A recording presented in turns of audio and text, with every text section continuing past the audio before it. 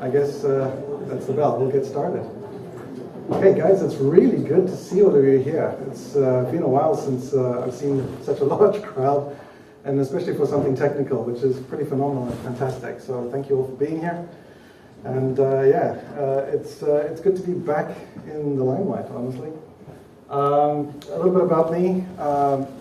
So my name is Meyer Swartz, and I am a full-stack developer. But one thing that may not be apparent is the fact that I'm also an embedded engineer. So I'm an embedded developer. There's no such word for that. It's somebody who's a full-stack engineer plus embedded. I don't think there is such a thing like that.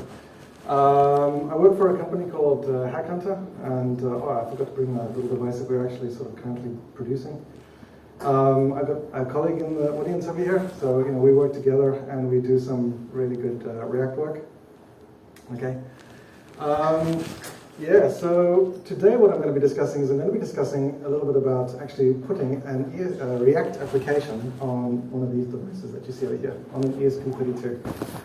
Okay, it's pretty remarkable. Now, what's interesting is that according to Gartner, right, there's going to be 7 billion products connected to the Wi-Fi by the year 2025. So this is definitely an interesting space to watch out for. All right, so when we create a React application, okay, when we deploy it, it normally winds up in a place like AWS or Azure or some place like that, and it lives in a data center like this, so you've got some sort of SAN, sort of, like or a LAN, large area network, or large storage devices, or hundreds of CPUs, probably gigabytes of RAM. And these things take up office floors. They're huge, and your React application sits on, just a slight sliver of, or essentially disposed amongst multiple devices, multiple machines like that. Today we're not going to be doing that. We're not going to deploy it on that. What we're going to be doing is we're going to put it on a device that's essentially the same size as a 5-cent piece. And you might ask, why on earth would we want to do that? Well, the first answer is because it's cool. Okay, it's just, why not? It's phenomenal that you can do that. But more importantly, what it does, right, is it actually gives you, as React developers, right, an interface and a mechanism to directly control the chip, which basically means you as a React developer can now start interacting with the physical universe, which is quite cool. Okay, and if you want to know the architecture as to how we do this, it's quite simple, right? These ESP32s, or these little microcontrollers, have the capability of having a web server. So what we have at the bottom is we've essentially got some C code, which basically lives in essentially Flash. Flash, think about it like a hard drive. And then we've got the React code, which is essentially a static bundled site. And then we've got essentially an application layer on top of that, which does some HTTP routing. So we've got some page routes, which basically serve the static bundle, and we've got some API routes that basically directly interact with some peripherals, such as light bulbs and stuff like that.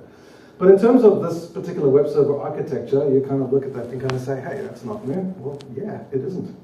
We're doing exactly the same thing, but the only difference is now we're doing it on a very small device. So this is the introduction to the particular microcontroller that I'm using. This is an ESP32. It is one of my favorite microcontrollers. This sort of thing that you see on top over here is actually a can. It's a metal sort of fixture that sits on top of it. And if you take that off, I've got some device over here which you wouldn't be able to see from up here. You've got 2 chips underneath there. You've got essentially the ESP32, which is the actual brains of the thing. Think of that like the CPU. And you've got this thing which is Flash, and your React application is going to go sit inside that little sort of chip over there. Now I'm going to basically just go through some stats, and I'm going to compare them to my machine. So my machine is a 4-core machine, 8 virtual CPUs. This has got dual cores, so it's actually got 2 CPUs. Right? My machine's got Wi-Fi built in, and you'll notice that we've got this little sort of squiggly line at the top over here. It's a bit hard to see in this light, but there's this little sort of squiggly line at the top of it. You can see that over there as well. That's actually an onboard antenna. That's an onboard antenna, and that basically means that this thing has native capabilities to connect to the internet, which gives us some interesting use cases. All right, this is where it gets really interesting. Mine's a 16 gigabyte machine. This has got 320 kilobytes usable RAM, so not a lot of RAM, so you've got to be very careful how you manage memory. I've got a terabyte of hard drive space. This thing has got 4 megabytes of flash. Okay, so 4 megabytes, that's your limit. Okay. But one thing that this thing does have is lots of peripherals, right? So this is the CAN that you see over there, right? And then essentially you've got these sort of pins that basically fall out to these other pins over here, these external ones. And over there you can put motors, and you can put lights, and you can put sensors, and you can basically control the weather, you can do whatever you want. Okay, and as I said, underneath that thing is essentially these two chips over here, which you can probably not see at the back. They're very, very small. First one being the ESP32, the brains of the operation, and the second one being the flash, which is essentially where we store everything. These things are also very, very low power. And as you can see over here, I've got one running on a little 3.3 volt battery. So, yeah, they basically can last for a long time off a battery. So there's the ESP32, there's the flash. So some of the use cases that we would want to actually put a React application on one of these microcontrollers. Why would we want to do that? Well, it gives us direct interaction for remote controls. So here we can basically go ahead and actually create a user interface for a drone or a robot arm or some toys or something like that. That's one particular use case. Another use case is active monitoring. If you're trying to monitor something that is constantly online, like some power plant or something that is critical, and you want to basically make sure that's active monitoring, active alerting. These chips can basically have the sensors in place to be able to monitor it, and then you can essentially log into this thing, into the React application, and actually monitor it in real time. And then the other thing that these particular chips are very, very good at is essentially low-powered activity. In other words, what we do is we actually make them sleep for the majority of the time. We wake them up periodically, like once a day, or once every couple of hours, and then we send a burst of information saying, this is the temperature, this is how much water was consumed, this is the level of fluid there is, or whatever it is we're trying to measure. And then the thing goes back to sleep. Now, obviously, while it's asleep, it's not a very good web server. You can't get to it. Okay, but in setting up the actual device, how often should it communicate? What are the thresholds? And so on and so forth. You can create a React application, and you can essentially create all the configuration that you want to for it. And that is another good use case for creating a React application on an ESP32. So I'll give you a quick demo over here. Hopefully the demo gods are kind today. All right.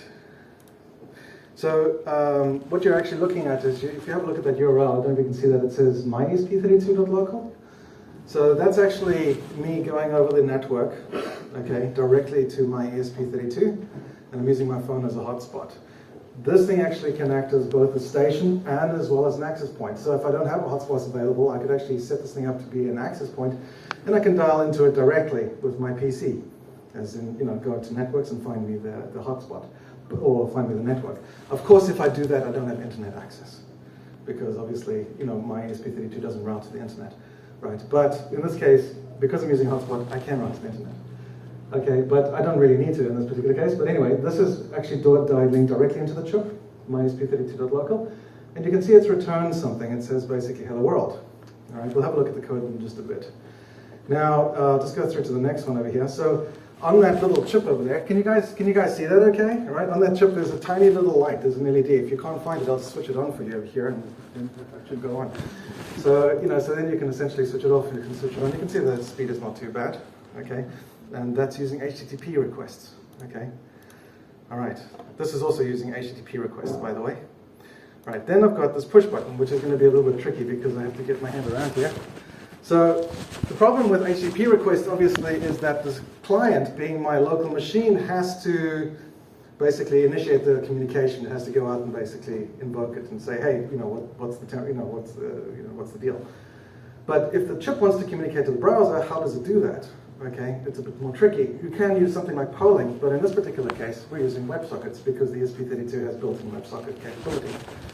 So if I go ahead and press this button, which has fallen out. That's not going to work. I'll have to basically, I can show it to you afterwards.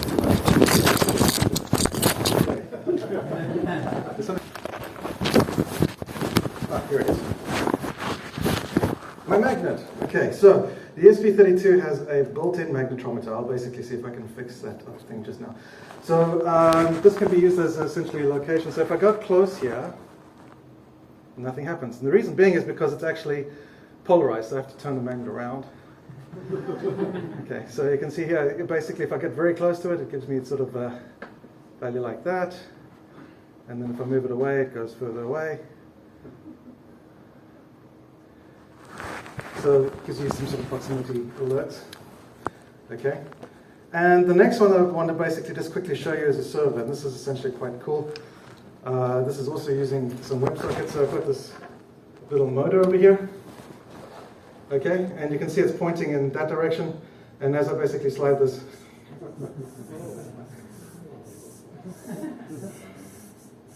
and you can see it's pretty quick. Yeah, that's also using WebSockets. So, yeah, too bad about the button. Maybe I'll flash it a bit later with another onboard button. That might be easier. So I thought I'd give just a quick interruption over here and just give you the demo up front, because if you are watching this on YouTube, there's no ways that you would have been able to see it. So the first one was the home one, which is basically just getting the hello world. Very straightforward, nothing particularly interesting about that. Let's go through to the LED, and what will happen is if I actually press this button, then the little onboard LED comes on. Very straightforward, and you can essentially see the time as to how long that takes. It's a couple of milliseconds. Next is the press button, and as you can see, I found my little button over here. So what will actually happen here is if I actually go ahead and press it, it tells me that it's pressed, and it counts up, and if I release it, it releases it and tells me that it's count another one, and I can press it multiple times, and you can see it counts pretty quickly. It doesn't actually lose any of them.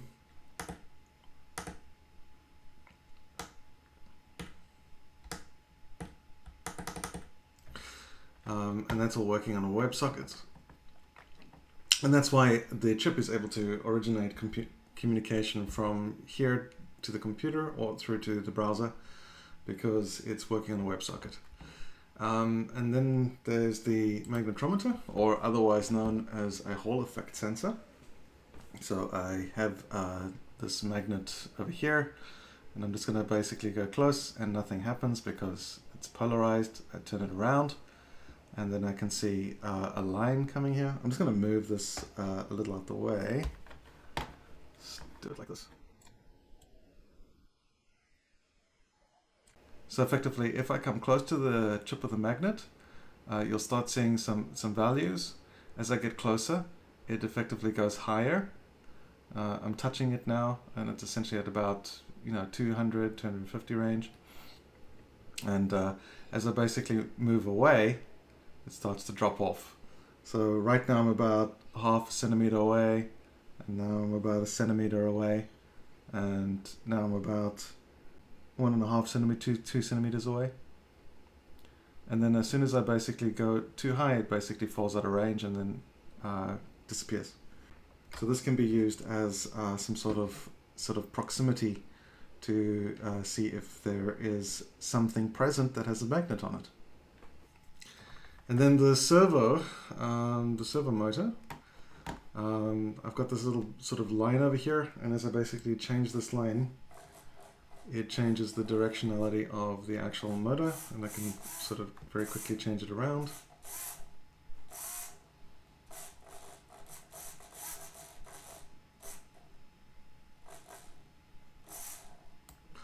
So yeah, this was the demo done live, and now you've seen it up close. But let's get back to the slides, because I don't want to run out of time.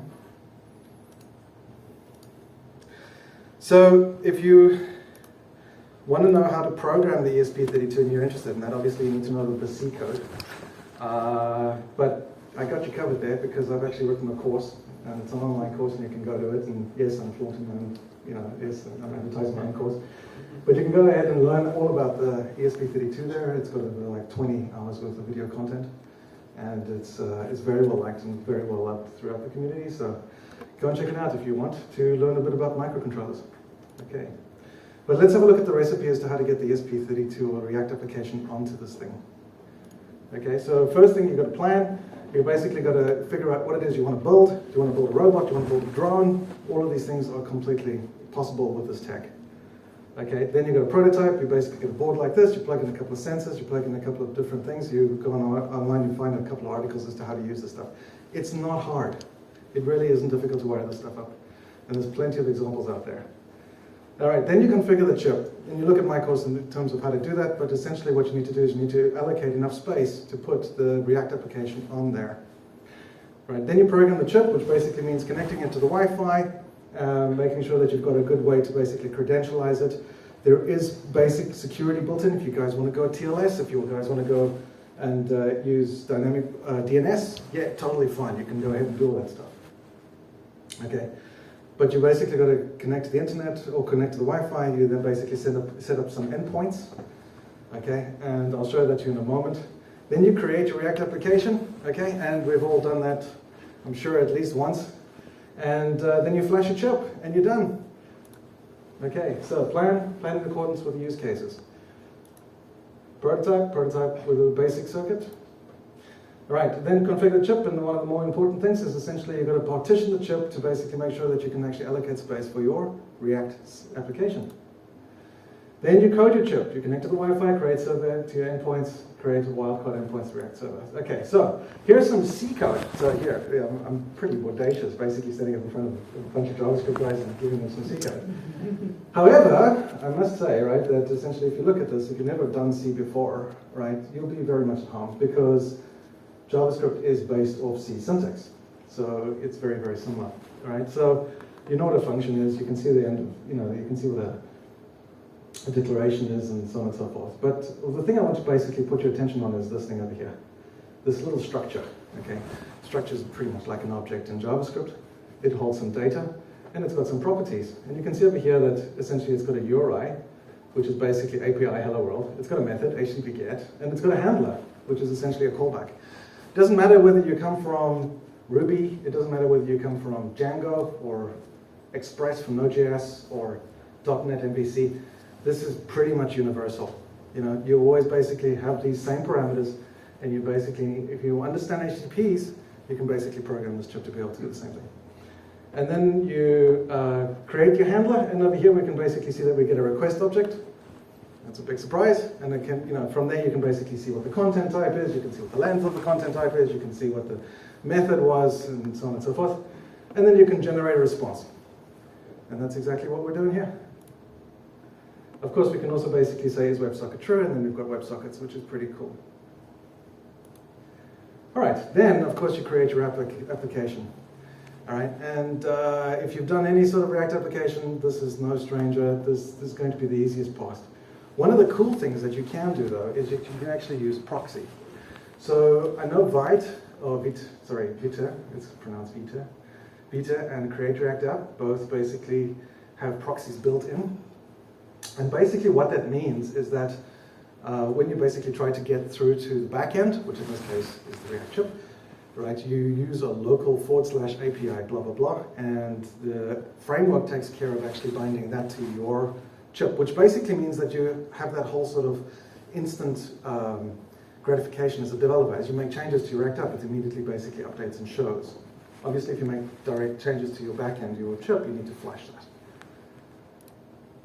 Oops. So when you're actually considering doing this, right, you might want to consider some building frameworks that are out there.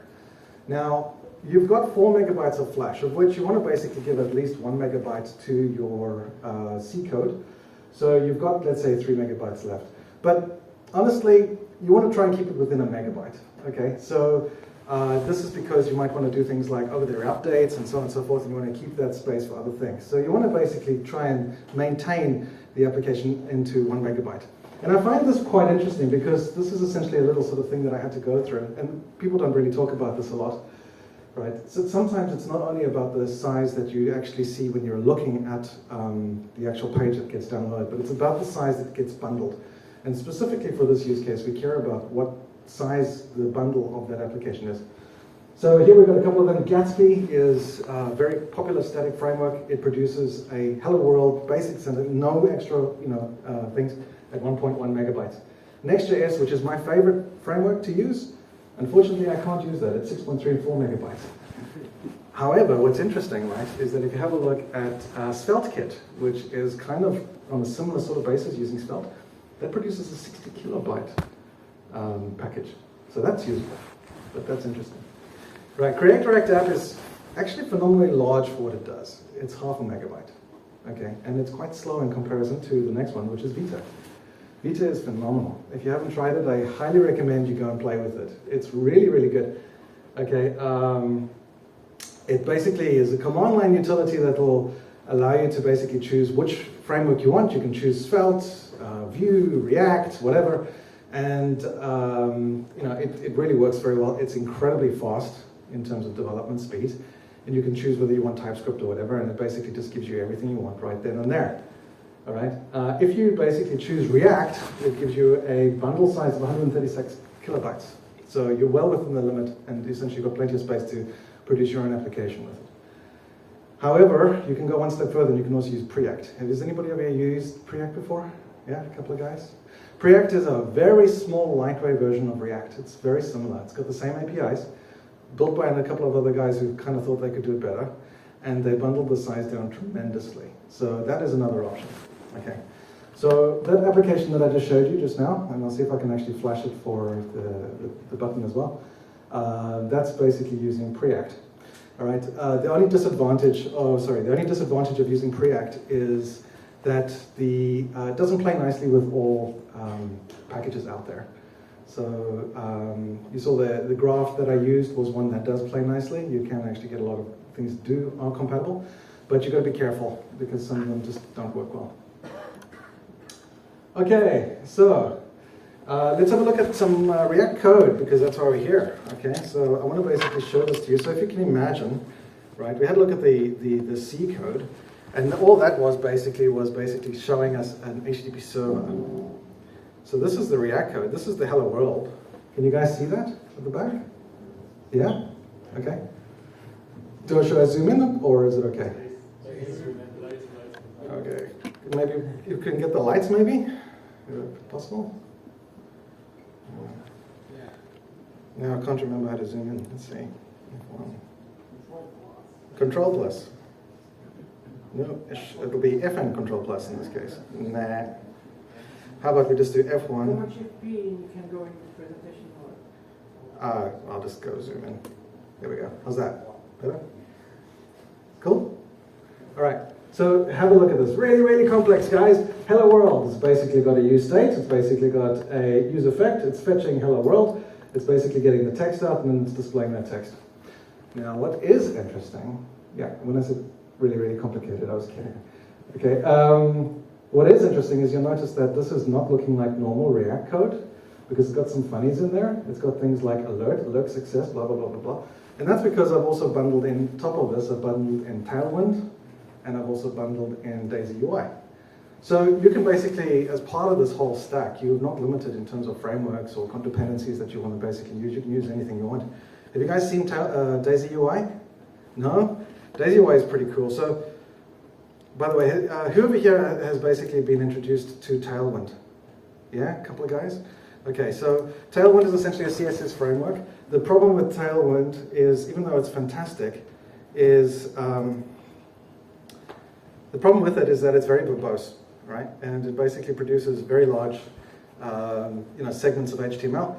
So Daisy UI is essentially a component library that sits on top of Tailwind, and it basically gives you things like buttons, and it gives you, the drop-down list and everything else that you require, but it's essentially a Tailwind-based library. So something to check out. It's very cool. So yes, so inside this React application, inside the static bundle, I've got a charting library, I've got Daisy UI, I've got React, and it's all sitting inside that tiny little 4 megabytes or tiny little 1 megabytes of flash. Okay. And as you can see, very, very straightforward. If you know how to basically use standard fetches and standard pushes and posts, you're there. It's very easy. Of course, when it comes to WebSockets, it's a little bit of a more challenging arena, but not that difficult. Okay.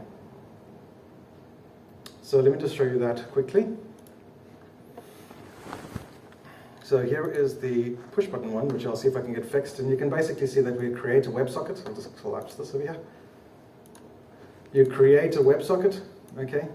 Then essentially you can do an onOpen, and you can send something through to the server, okay? And then essentially you've got this onMessage, and that basically means that when the backend posts something to you, you get the event, you can basically pass that to JSON, and you're pretty much all good. You can do whatever you want from there. Okay, and there's your React code. Very simple. Okay. Yeah, so that's basically that. Okay, so there's something that I've been thinking about. I just want to sort of, just gauge this guy with you as well. So there's, potential space here for community to basically jump onto a project whereby we could essentially have modular hardware that comes with an API. So if you guys are not interested in basically writing your own API endpoints, we could effectively just say, all right, well, here's a couple of LEDs, or here's a couple of buttons, or here's essentially a drone, or here's a toy, and you go ahead and basically figure out how you want to present it. I'll basically give you the documentation, the endpoints, the APIs, and everything else like that you need to say, here's your video feed for your drone, here's your roll pitch, your up, down, left, right, and go ahead and basically produce the React application of your dreams. So something to think about there. Of course, this would have to be modular. We'd have to basically consider things like package managing and so on and so forth. A common API format, you'd want it all basically sort of standardized. And of course, it would have to have excellent documentation because community projects don't work unless they have good documentation. And then I also am a firm believer in open source and freeware, okay? And I do believe that people should essentially put stuff out there for free, but I'm also a believer that people who work hard should be rewarded. And I don't believe that guys that slave over 2 or 3 hours a day should never ever get remunerated. So you definitely want to put in some sort of marketplace or some sort of mechanism for developers who actually are putting in effort to actually get remunerated. So that's kind of what I'm thinking with about now. I haven't really fully thought it through, but I think there's good potential in this space. So yeah, that's it. Okay, thank you very much. I hope you enjoyed it. Yeah.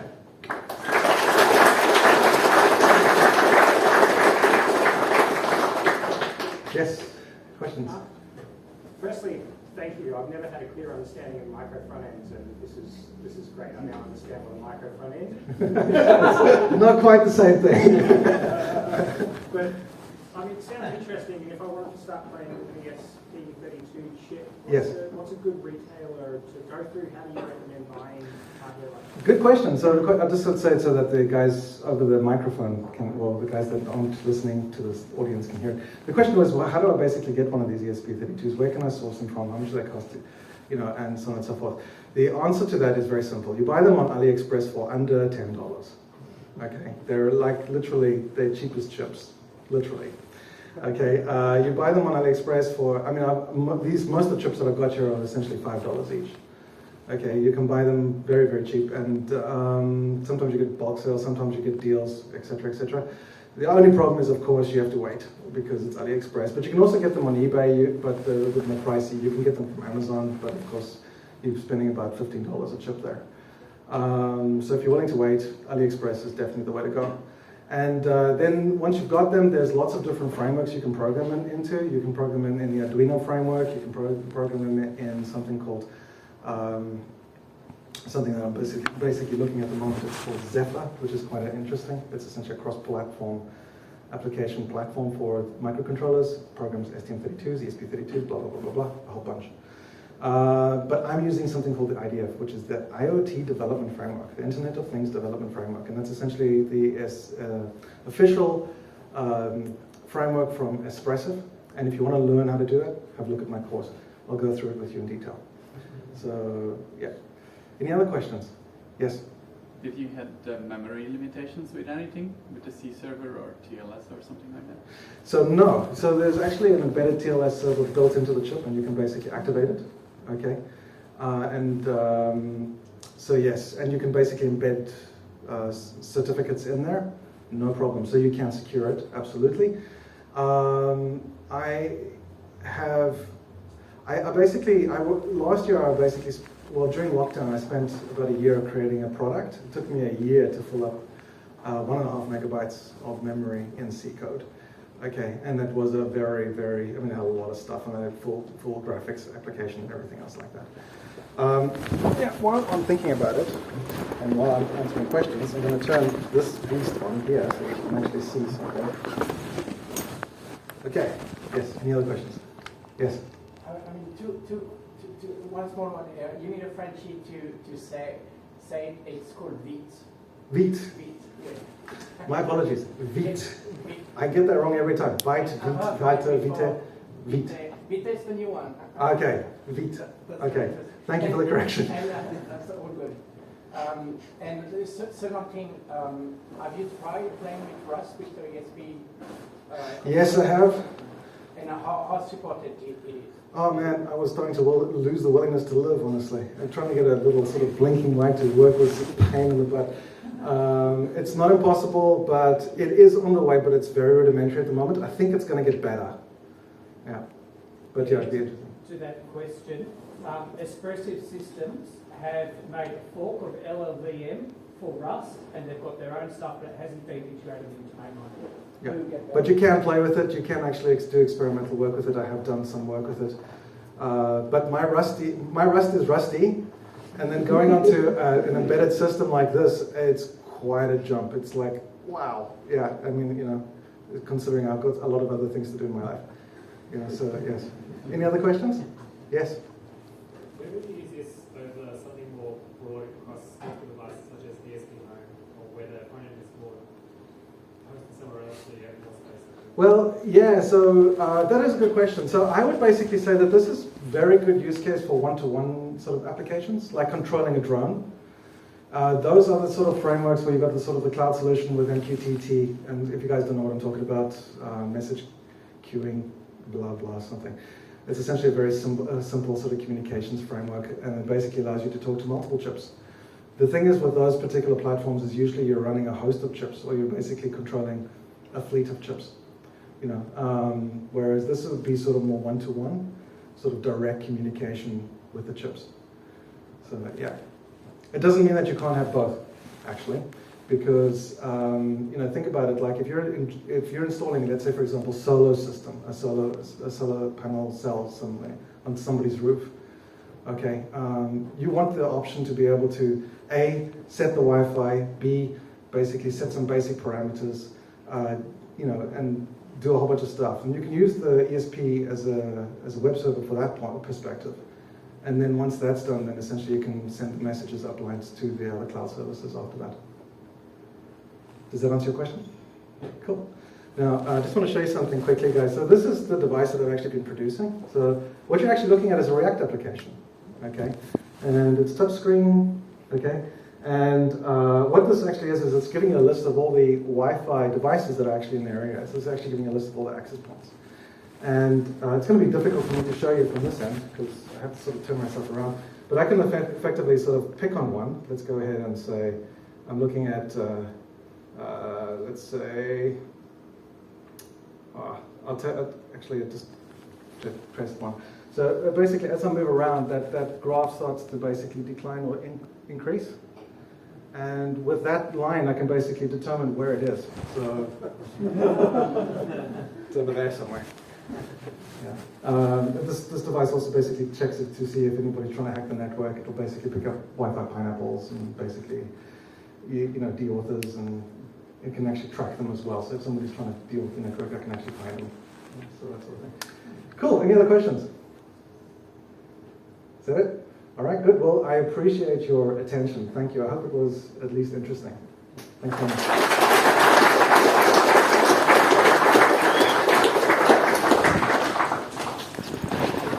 I'll click the button and then I'll display it over there if you want to see the button being messed with.